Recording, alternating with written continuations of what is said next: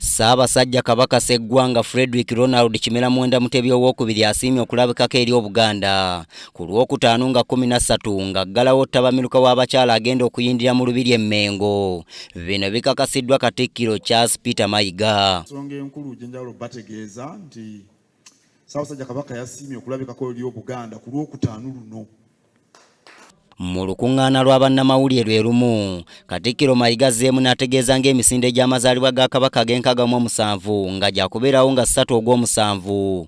Olwo amazaalibwa gennyini gakwatibwe nga 10 Ogw'omusanvu 2021. Awo nno bannamawulire abadde batalina ssimu ya kettu omukisa guzze. Emunaaba mugula obusaati.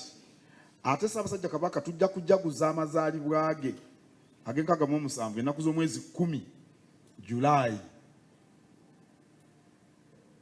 Awo nno ndowooza mu kirungi ab'amawulire ne mumanya ng'obudde bukyali. Olunaku lw'enkya nga 12 Muzigo 2022 lwe giwera emyaka 9 kasookedde Katikkiro Mayiga akwasibwa Ddamula. Wano wasinzidde ne yeebaza buli ssekinnoomu amukwatiddeko okutambuza Buganda ng'edda mu maaso. Njagala kwebaza b'amawulire kubanga ebbanga lyonna ensonga zino emirimu gye tukola ne bannange bano mugibuulira abantu ne bazitegeera. Mu myaka 9 ndowooza tewali kye tukoze abantu kye batategedde. Kyesigamye nnyo ku buweereza bwammwe. Omulimu gwe mulina okukola mu lutabaalo tuliko olw'okuzza Buganda ku ntikko munene.